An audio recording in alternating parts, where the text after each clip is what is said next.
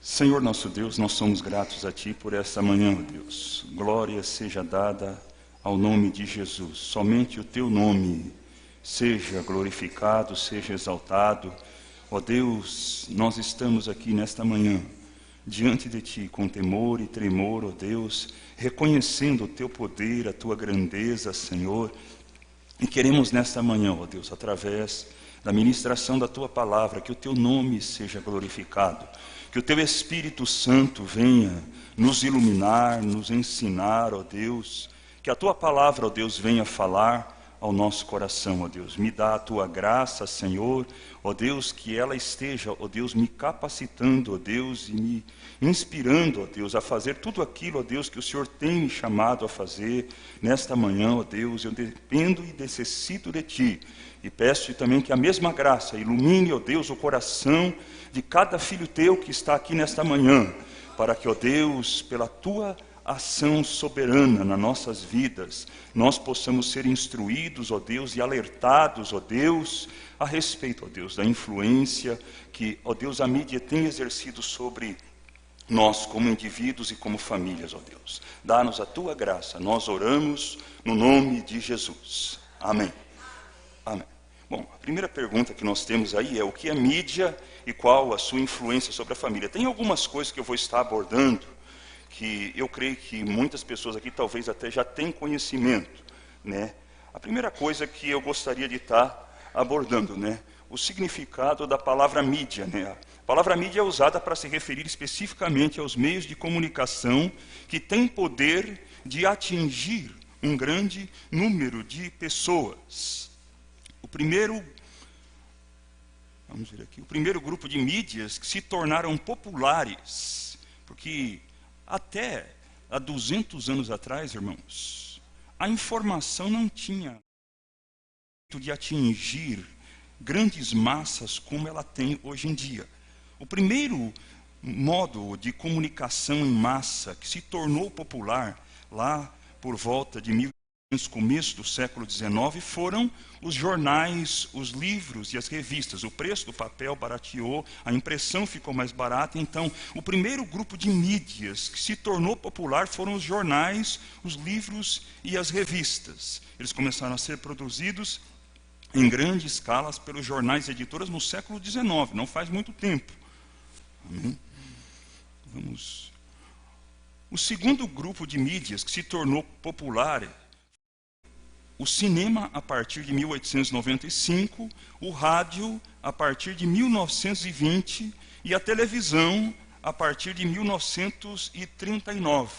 E por último, nós temos a terceira mídia que se tornou popular já nos nossos dias, que foi a internet, a partir de 1990.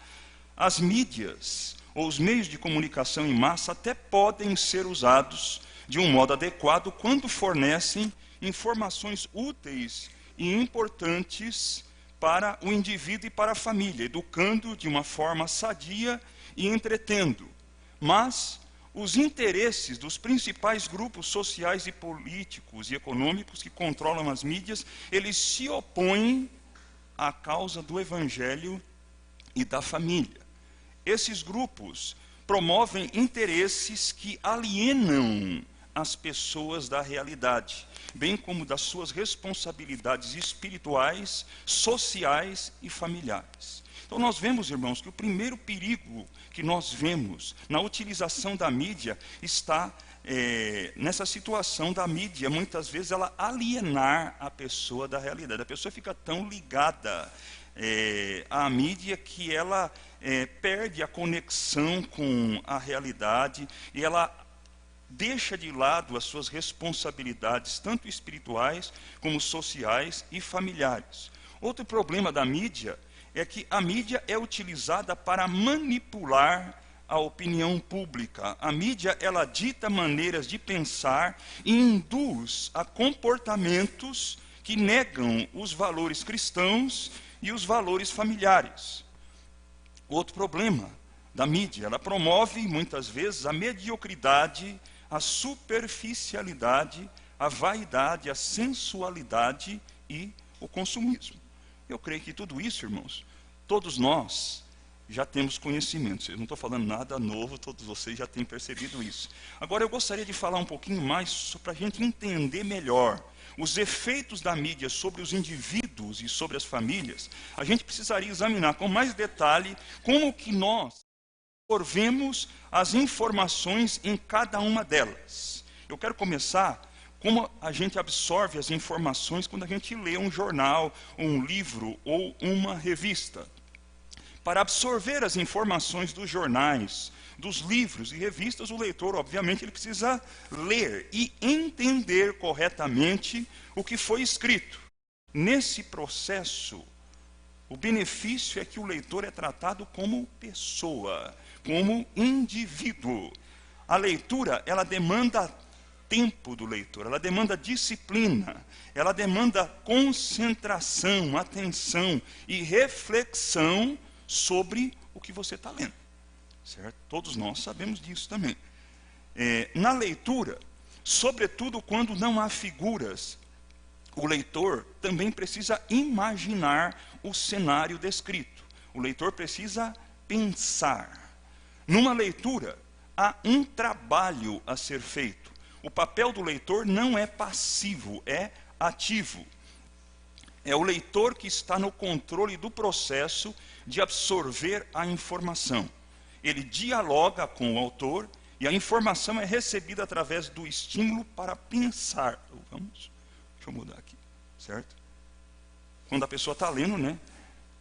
O leitor dialoga com o autor e a informação é recebida através do estímulo para pensar, do exercício, do raciocínio lógico e da sua capacidade de avaliar o que está lendo. No rádio, os comunicadores empregam recursos que, através do sentido da audição, esses recursos têm como objetivo comunicar apelando para as emoções do ouvinte, né?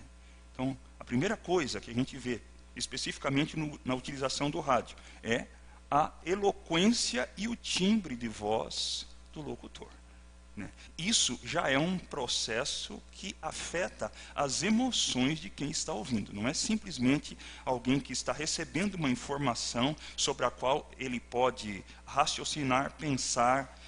Outra coisa que nós observamos no rádio é a velocidade, a rapidez e o volume de informações que é transmitido, né? Esse volume de informação, ele é entremeado com a repetição de muitos conceitos que se pretende transmitir, e também nós vamos ver a utilização das trilhas sonoras e das pausas.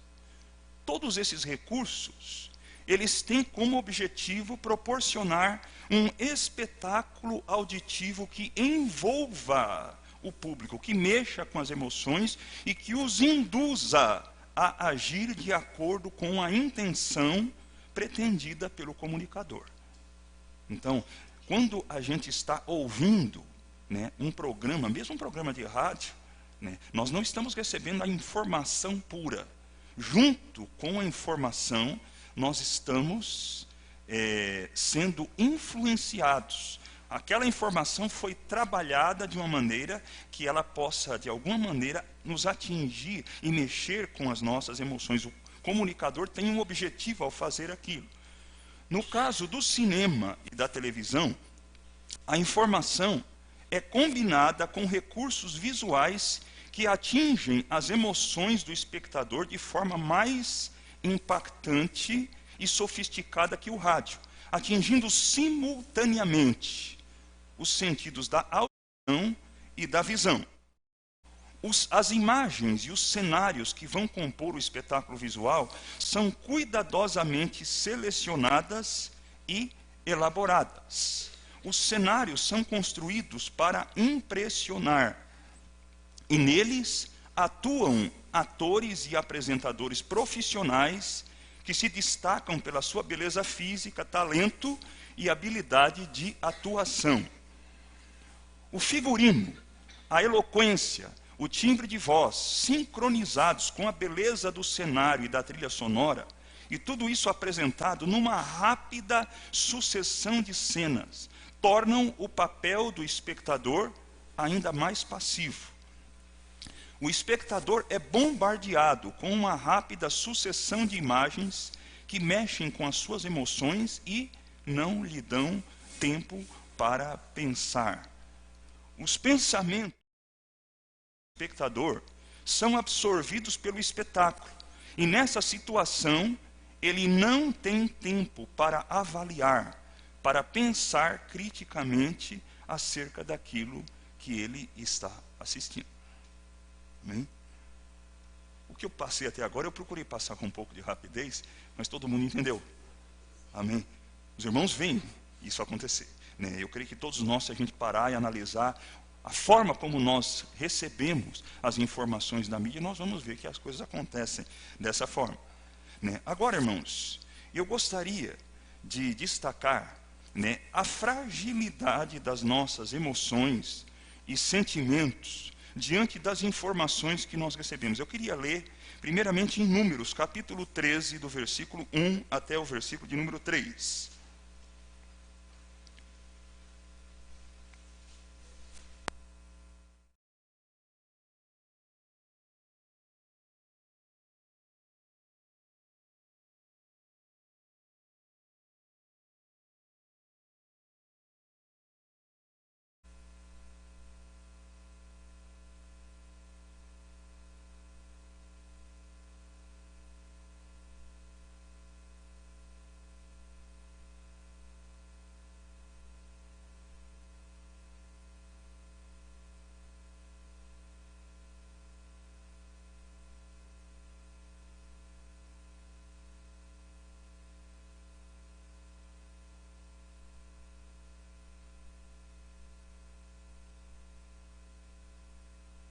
Funcionando.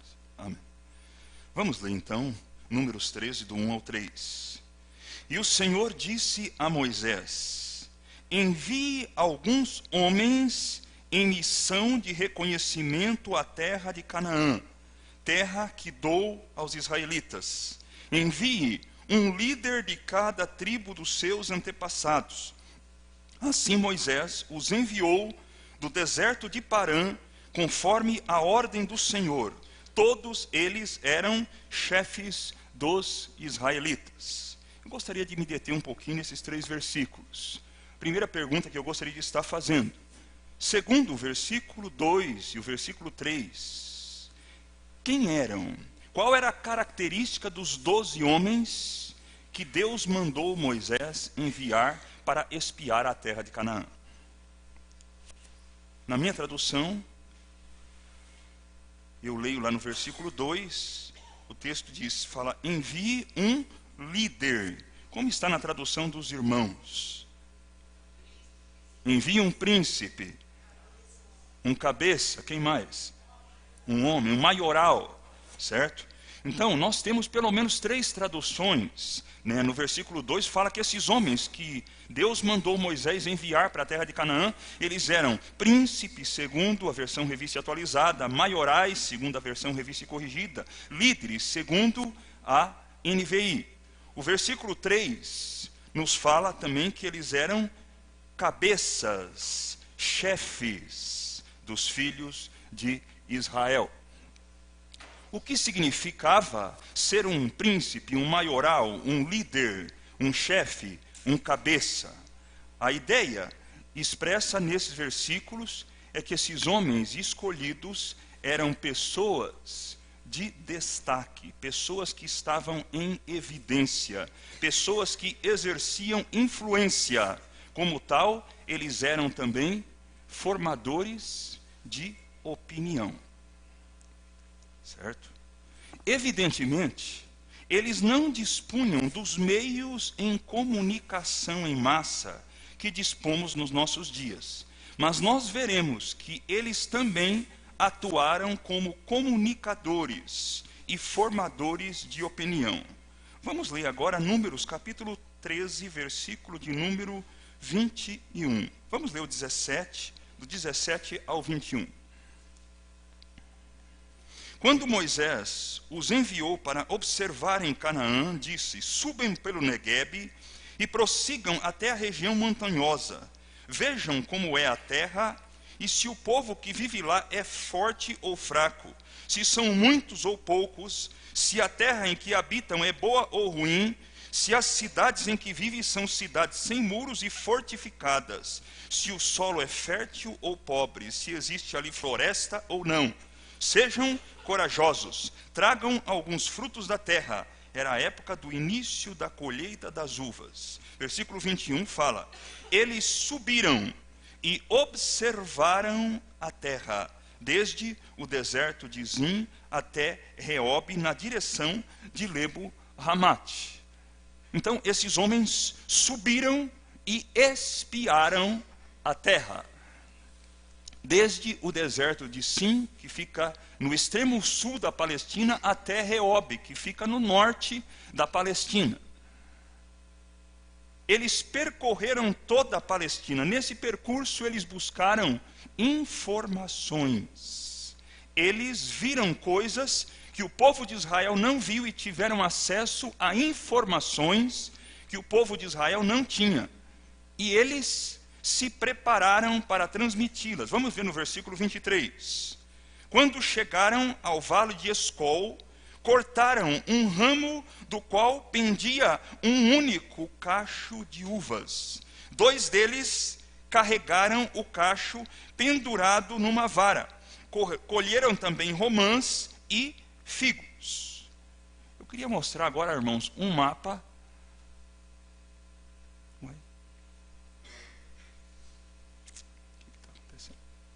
Opa, vamos voltar. Acho que está. Bom, deixa eu ver se aponta aqui, né? O povo de Israel estava aqui embaixo, em Cádiz. Os filhos de Israel percorreram toda essa região aqui. Dan é aqui no norte. No mínimo 200 e poucos quilômetros por uma extensão de 60 ou 70 quilômetros de largura. Certo? Vamos dar continuidade. Em Números, capítulo 13, versículo 25 e versículo 26, vamos ler. Ao fim de 40 dias, eles voltaram da missão de reconhecimento daquela terra. Versículo 26. Eles então retornaram a Moisés e a Arão e a toda a comunidade de Israel em Cádiz, no deserto de Parã, onde prestaram relatório a eles e a toda a comunidade de Israel. Então nós lemos que eles apresentaram um relatório a Moisés, a Arão e a todos os israelitas. A quantidade de pessoas que estavam reunidas era em mais de 2 milhões de pessoas. Eles atuaram, nós vamos ver aqui, que eles atuaram como comunicadores, né? Nesse episódio, eles atuaram como comunicadores de massa. Qual foi o relatório apresentado? Vamos ler agora do versículo 27 até o versículo 29.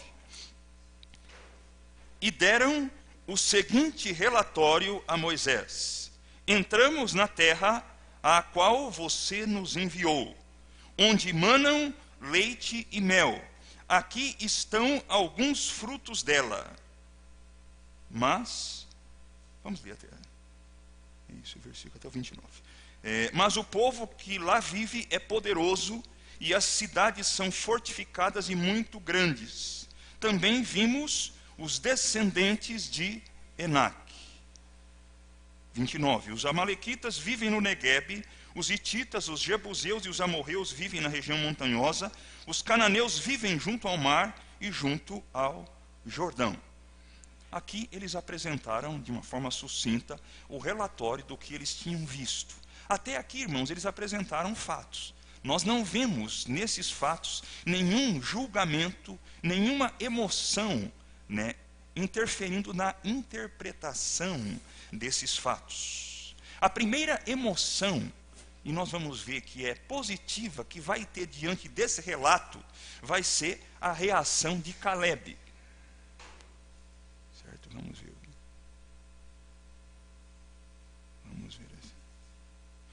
Vamos ler versículo de número 30. Então Caleb fez o povo calar-se perante Moisés e disse: subamos e tomemos posse da terra.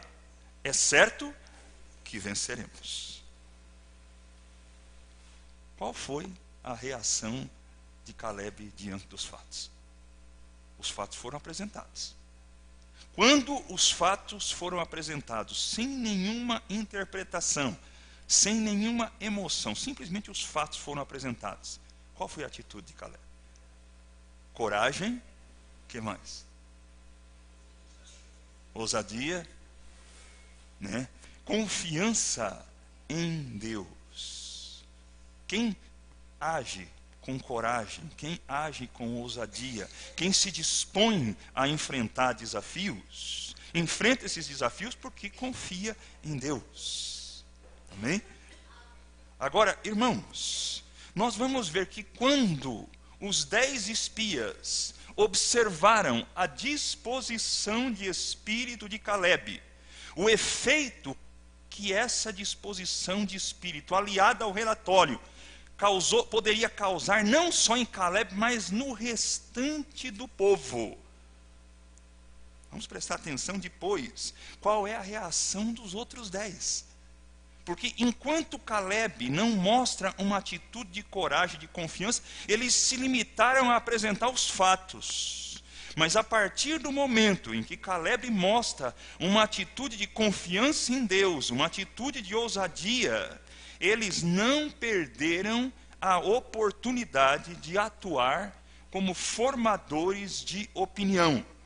E nós vamos ver, irmãos, que esses outros 10, eles não tinham a coragem, nem a mesma confiança em Deus que Caleb.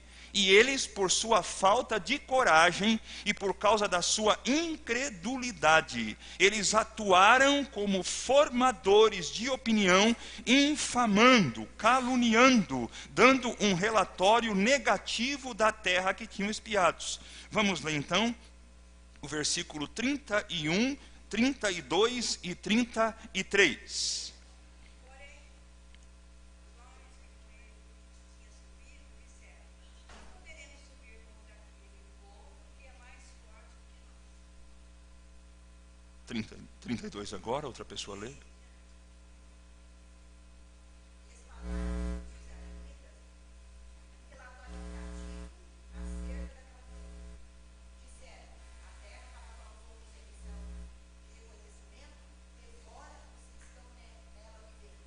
Todos os que vimos são de grandes nações. 33 agora.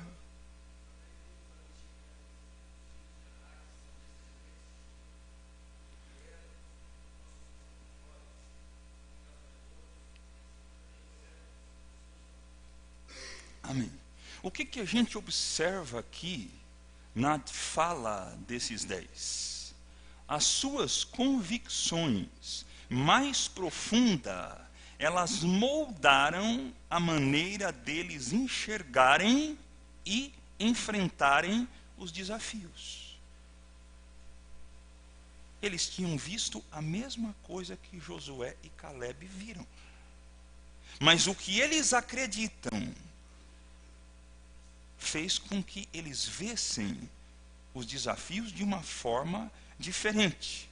As suas convicções mais profundas estão refletidas na maneira deles comunicarem e transmitirem as notícias. E essa forma de comunicar, impregnada com as convicções que eles tinham, elas influenciaram decisivamente no processo de comunicação.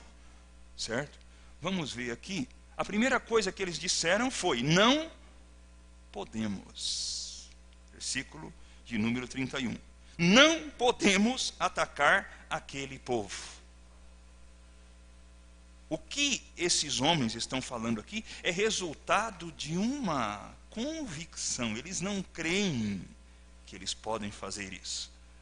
Por isso, eles estão falando.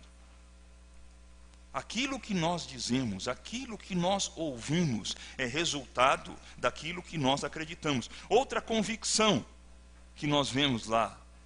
Aquele povo é mais forte do que nós.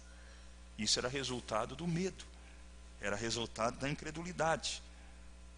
Outra coisa que eles falam: a terra devora os seus moradores.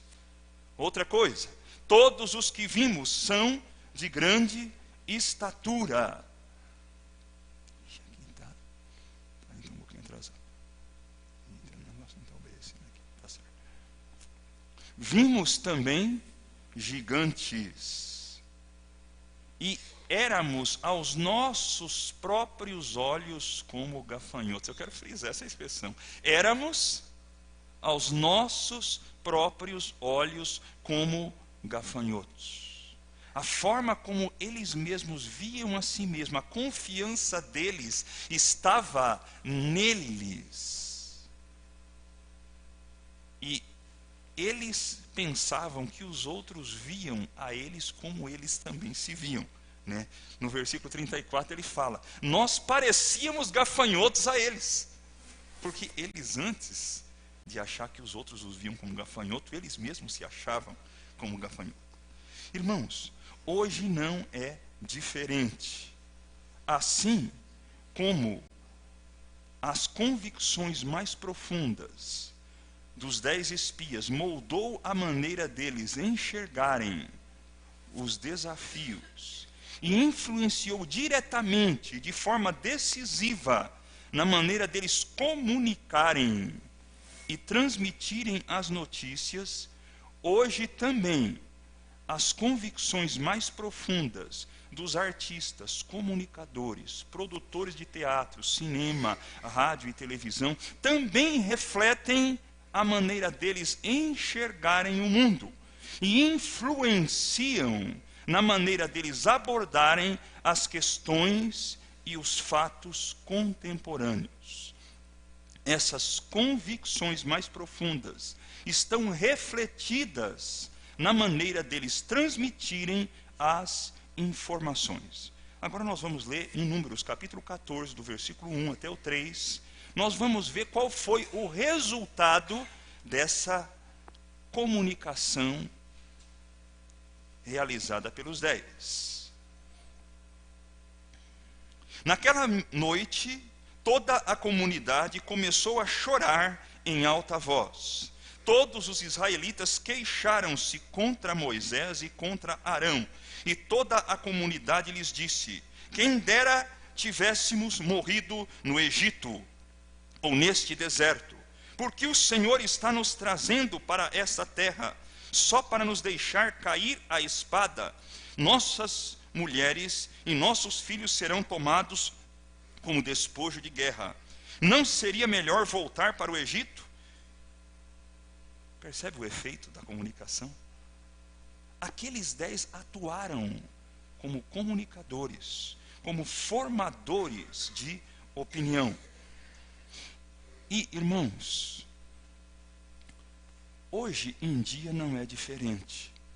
Eu gostaria aqui, irmãos, de destacar alguns pontos em que a comunicação que é veiculada através da mídia hoje afeta o nosso comportamento. Vamos comparar esse resultado aqui, em que esse resultado é diferente das nossas reações.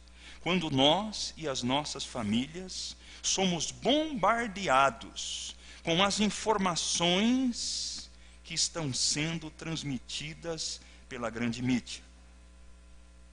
Nós já paramos para pensar nos efeitos dessas informações sobre nós e sobre as nossas famílias? Primeira questão que eu gostaria de colocar: quantas vezes nós vamos para a igreja irritados, bravos ou até revoltados com alguma notícia?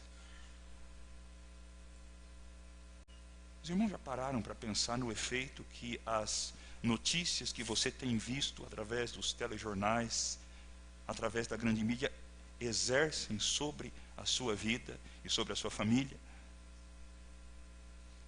Quantas vezes, irmãos, nós nos sentimos frustrados porque Deus ainda não nos permitiu alcançar o padrão de vida que a mídia apresenta como ideal.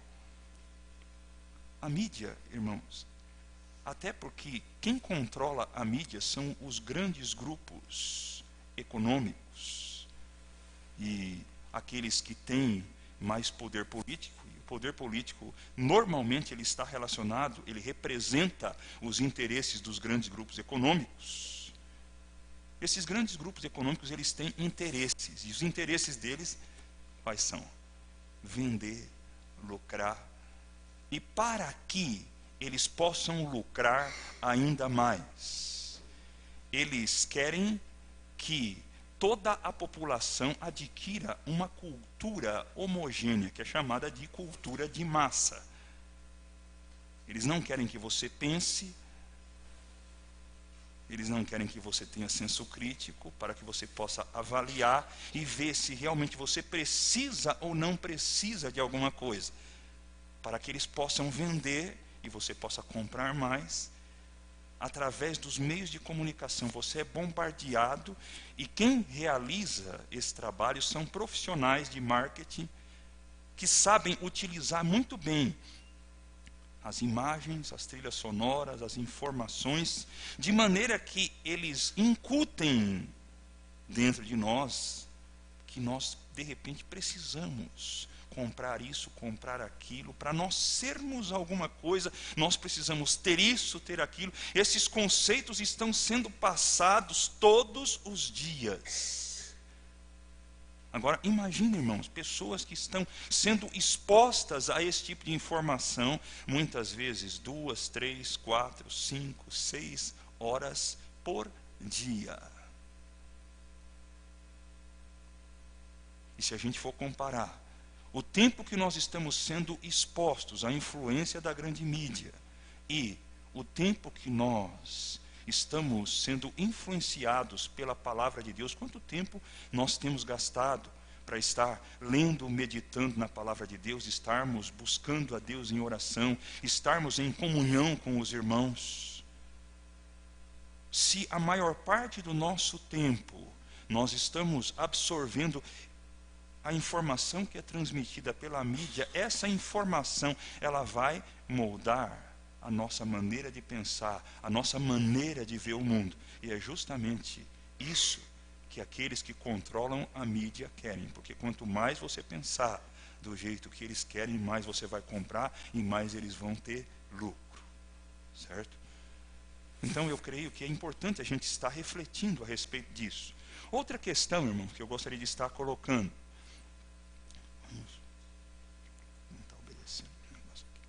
Quantas vezes nós preferimos viver isolados, numa atitude de alienação e desconfiança, porque a mídia reforçou o nosso egocentrismo e depois ainda nos ajudou a justificá-lo, dizendo que não existem mais pessoas confiáveis. Irmãos, eu creio que todos nós já temos presenciado o fato de muitas vezes a gente estar num determinado lugar, você tem várias pessoas, cada um deles está conectado no seu celular ou no seu notebook, e o diálogo, o relacionamento, né, a pessoa se aliena, até das pessoas que estão próximas fisicamente, né, e ficam ligados, né, pensando naquilo que entretém, que diverte, que é agradável. Isso reforça o quê? O nosso egocentrismo. A nossa natureza humana, carnal, ela é assim. Ela gosta de buscar aquilo que lhe agrada. E muitas vezes nós podemos até justificar esse nosso egocentrismo dizendo, olha, eu prefiro ficar na minha, eu não estou incomodando ninguém, não estou mexendo com ninguém, né? As pessoas à minha volta, não tem ninguém que mereça assim confiança, né? Outra questão, já passei aqui, né? Outra questão que a gente tem visto que afeta diretamente a família. Quantas pessoas estão inseguras em seus relacionamentos conjugais? Porque a mídia mostra o casamento como uma prisão, como um fardo. e como um lugar de traição.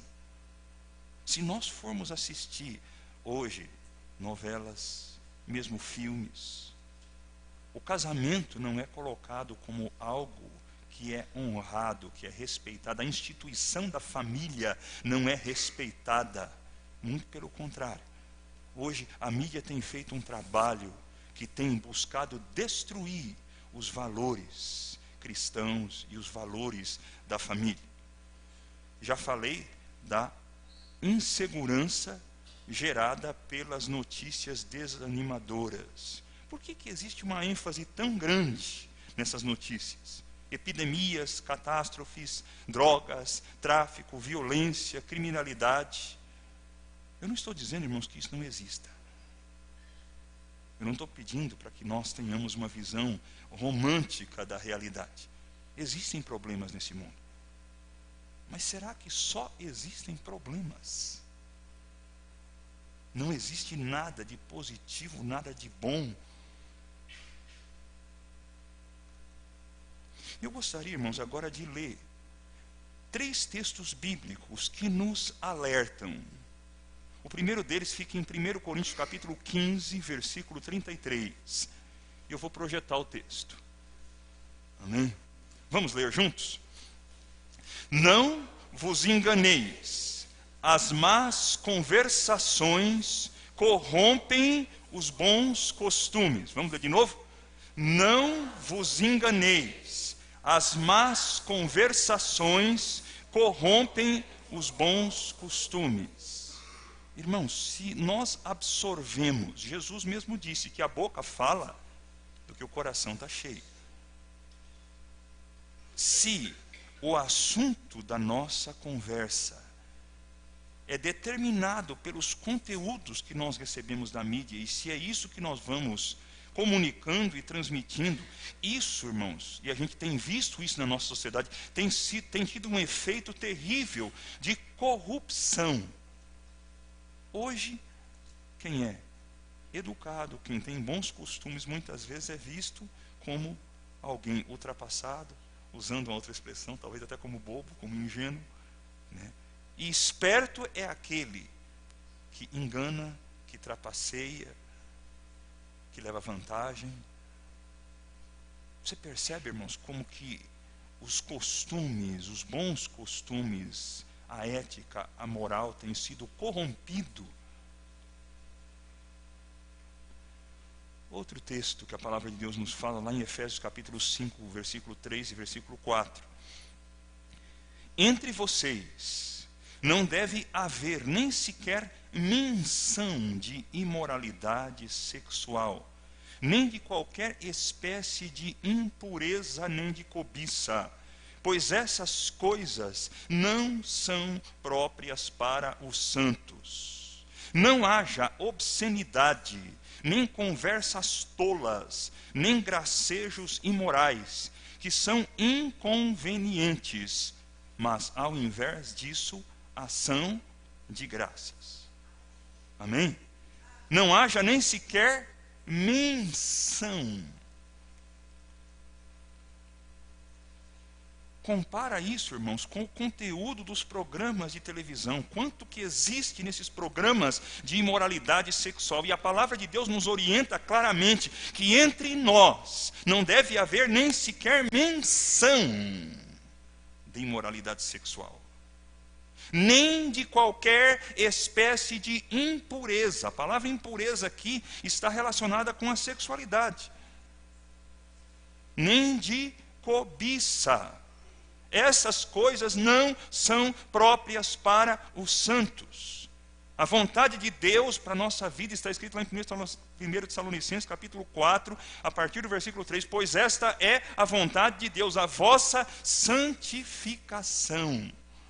Deus deseja, pelo Espírito Santo que habita em nós, cada dia mais, pelo seu poder, nos tornar mais santos, mais semelhantes a Jesus Cristo. A Bíblia fala lá em Romanos capítulo 8, versículo 29, que Deus nos predestinou para sermos conformes à imagem do seu Filho. Deus deseja que nós sejamos semelhantes a Jesus no nosso caráter, a nossa maneira de falar, a nossa maneira de olhar. E os conteúdos que são veiculados pela mídia, eles muitas vezes, na grande parte das vezes, eles não contribuem para que nós tenhamos uma mente pura, para que nós tenhamos intenções puras, para que nós tenhamos uma linguagem adequada. Muito pelo contrário. O texto fala: não haja obscenidades, nem conversas tolas, nem gracejos imorais. Irmãos, vocês já observaram quantos gracejos imorais existem nos programas humorísticos de hoje em dia? Isso é inconveniente. A linguagem do cristão não deve ser esse tipo de linguagem. Ao invés disso, a palavra de Deus diz que nós devemos ter no nosso coração ação de graças. Eu quero destacar aqui mais uma coisa. Como que é comum nos nossos dias as pessoas reclamarem. As pessoas reclamam de tudo, murmuram de tudo. Isso é resultado, é influência da mídia também. Existem problemas? Sem dúvida. Irmãos, mas todos nós que estamos aqui, estamos empregados, não estamos? Todos nós que estamos aqui fomos alcançados pela graça de Deus, ou não fomos? Todos nós que estamos aqui temos casa, temos um lugar para morar, temos roupa para vestir, temos carro, temos uma vida digna, podemos trabalhar, nós temos inúmeras coisas pelas quais nós podemos agradecer a Deus. Então é mentira dizer que tudo está ruim. Não está tudo ruim. Existem coisas terríveis acontecendo na nossa sociedade. Mas Deus tem nos preservado, Deus tem nos guardado, Deus tem estado conosco. E Deus tem feito tudo isso na nossa vida para que nós sejamos luz no meio dessa geração pervertida e corrupta. Assim como Deus preservou Noé. Quando nos dias de Noé a Bíblia fala que a terra estava corrompida à vista de Deus e cheia de violência. Mas a Bíblia fala que Noé era justo no meio dos seus contemporâneos. Noé andava com Deus. Assim também Deus deseja que eu e você andemos com Deus no meio dessa geração pervertida e corrupta, sendo influenciados pela palavra de Deus. Outro texto. Outro alerta. Filipenses capítulo 4, versículo 8. Vamos ler juntos? Finalmente, irmãos, tudo o que é verdadeiro, tudo o que é respeitável, tudo o que é justo, tudo o que é puro, tudo o que é amável, tudo o que é de boa fama, se alguma virtude há e se algum louvor existe, seja isso o que ocupe o vosso pensamento. Agora, irmãos, eu vou fazer uma paráfrase desse versículo ao contrário, de acordo com a mídia, certo? Mas infelizmente, no caso da mídia, tudo que é mentiroso e ilusório, tudo que é indecente, tudo que é injusto, tudo que é impuro, tudo que é violento, tudo que é de má fama, e em que não há nenhuma virtude, que é vergonhoso e indigno de louvor, é isso que está ocupando o pensamento do espectador. Irmãos, nós temos que ser mais criteriosos. Muito mais criteriosos. E hoje, irmãos, ter o controle remoto muitas vezes não resolve. Porque você muda de um canal e vai para o outro, tem a mesma coisa. Então seja criterioso. Seja criterioso. A Bíblia fala lá em 1 Coríntios capítulo 3, versículo 16, que nós somos templo do Espírito Santo. O Espírito de Deus habita em nós. Nós não devemos entristecer o Espírito Santo. O Espírito Santo em nós.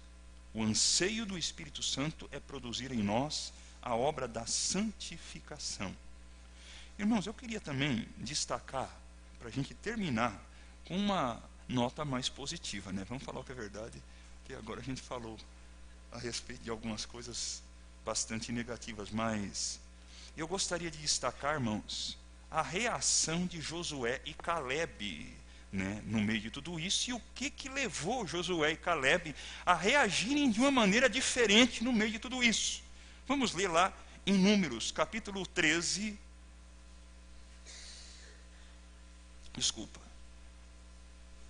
14, né? Versículo 6 até o versículo de número 9.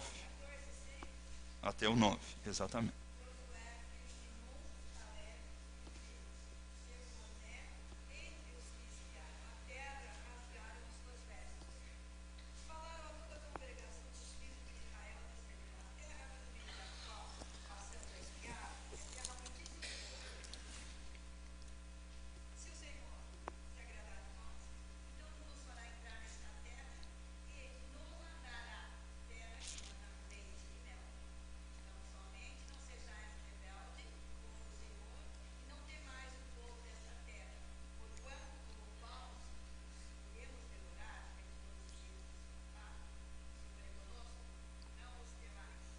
Amém. Irmãos, Josué e Calebe, eles tinham visto o mesmo que os outros espias viram. Se nós lermos lá no capítulo 13, versículo 6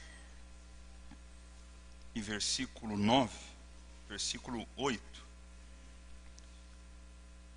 Josué e Calebe eram um dos 12 que foram escolhidos. 2 dos 12, né? No versículo 6 nós lemos: da tribo de Judá foi escolhido Calebe, filho de Jefoné. No versículo 8 fala: da tribo de Efraim, Oséias, filho de Nun. Oséias e Josué é o mesmo nome, certo? Em hebraico é o mesmo significado. A única coisa, né, Josué diz: Deus é a salvação, Yehoshua, né? Oshea é a mesma coisa, a salvação é Deus, só que o prefixo muda. É o mesmo nome com o mesmo significado, certo? Agora, irmãos, o que manteve Josué e Calebe cheios de coragem e confiança, mesmo quando todo mundo ao redor deles estava clamando e gritando do jeito que toda a população, né, que todos os israelitas estavam fazendo. Nós lemos aqui, né, no versículo 14, versículo 1, fala que naquela noite toda a comunidade começou a chorar em alta voz. Todos os israelitas queixaram-se contra Moisés e contra Arão. De onde veio a coragem de Josué e Calebe para se posicionar de uma maneira diferente no meio de todo aquele universo de pessoas que estavam tudo falando da mesma coisa? Eles ouviram o relatório dos espias, absorveram acriticamente tudo o que tinha sido dito, do mesmo jeito como acontece hoje com a mídia, com relação à maioria das pessoas, e todo mundo começou a gritar e falar a mesma coisa. Mas Josué e Calebe, eles não disseram a mesma coisa. O que eles disseram? A terra que percorremos em missão é excelente. Percebe aqui a primeira coisa que eles conseguem ver diferente? Eles não falaram influenciados pelo medo. Eles não foram influenciados pela falta de coragem. E quando nós não somos influenciados pelo medo, pela falta de coragem, nós conseguimos também ver nos desafios as coisas boas. Existem problemas, existem dificuldades, mas também existem oportunidades. E existia algo fundamental que Josué e Calebe não esqueceram, que está no versículo 8. Se o Senhor se agradar de nós, Ele nos fará entrar nessa terra onde mana leite e mel, e a dará a nós. Irmãos, eu fico impressionado, porque Josué e Calebe, eles haviam visto Deus se revelar a Israel. Eles viram Deus libertá-los da escravidão. E eles não se esqueceram das obras que Deus vinha realizando desde a libertação do Egito até aquele momento. Eles não perderam a perspectiva do que Deus vinha fazendo, não era há um dia, ou há 2 dias, ou há 3 dias. Eles viram claramente o Deus que tinha realizado as 10 pragas no Egito, que tinha aberto o mar vermelho para eles passarem, que tinha conduzido-os por meio do deserto, que tinha se manifestado com poder sobre o monte Sinai, que tinha falado audivelmente, de maneira que todo o povo de Israel ouviu da boca de Deus os 10 mandamentos. Esse Deus os estava conduzindo pelo deserto. E quando eles permaneceram com os seus olhos fitos nesse Deus, não importa o que eles tinham visto, por maiores que fossem os desafios, um Deus que já venceu Faraó, que já venceu os exércitos dos egípcios, que já abriu o mar, os cananeus não vão poder fazer nada, os gigantes não vão poder fazer nada. O que está em questão é, Deus está conosco, Ele se agrada de nós, é vontade dEle. Se for da vontade de Deus, nós vamos vencer. Nós precisamos, irmãos, ter essa visão de Deus. O pecado, irmãos, dos espias e do povo de Israel era terrivelmente grave, porque eles também já tinham visto as mesmas obras que Deus tinha feito, que Josué tinha presenciado. Não foi somente Josué e Caleb que tinham visto, todos eles, sem exceção, tinham visto essas obras. E é justamente por isso que era mais grave. E é por isso que Deus depois dá o castigo. Vamos ler lá em Números 14, versículo 22 e 23.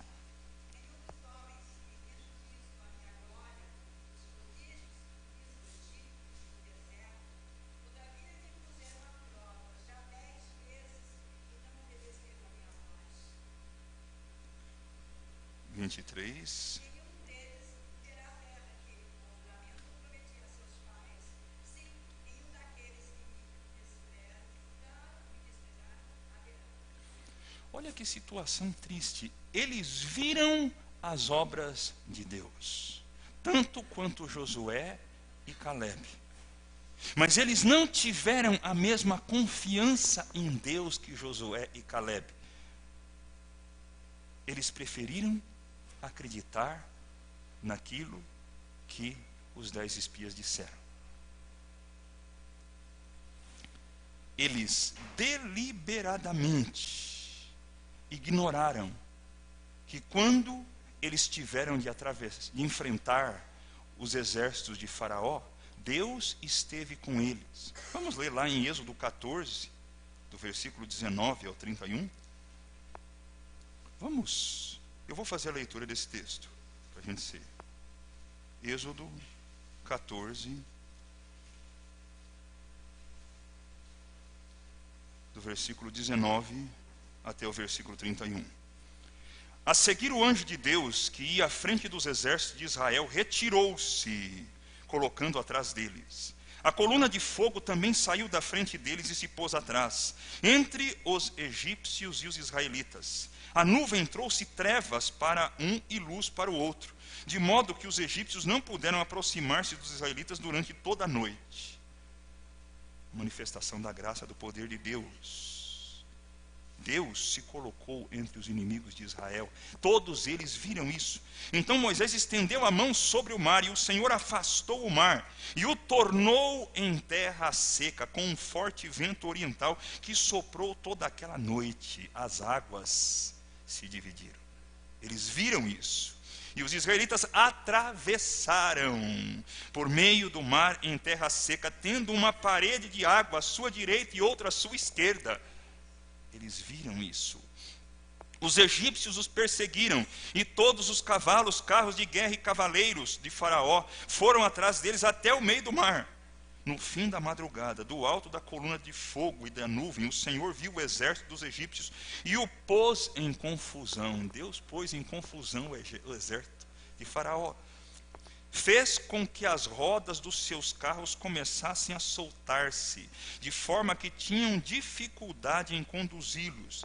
E os egípcios gritaram: vamos fugir dos israelitas. O Senhor está lutando por eles, contra o Egito.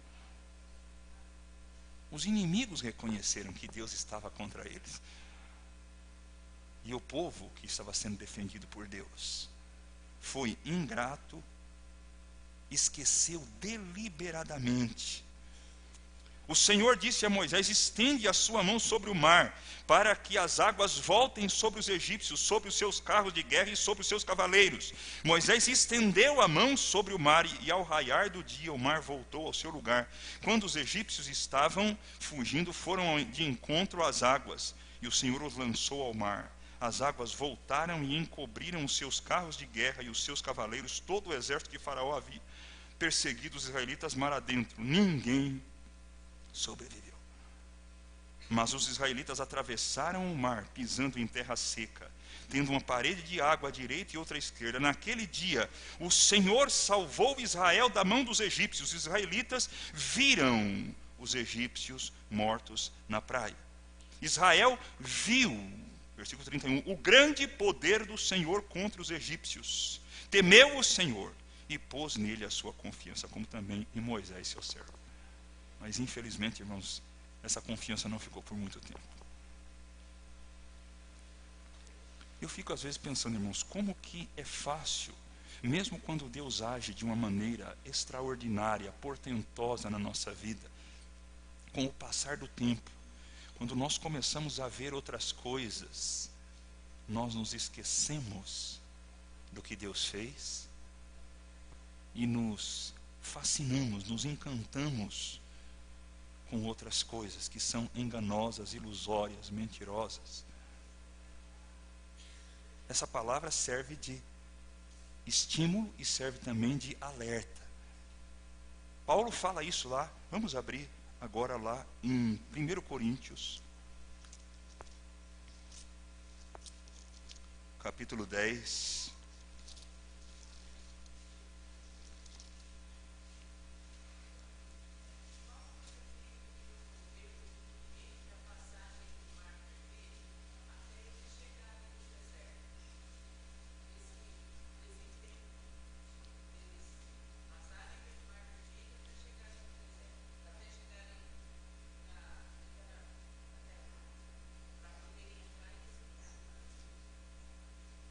Até do Mar Vermelho até chegar no Monte Sinai, que fica no sul da península do Sinai, 3 meses. E depois,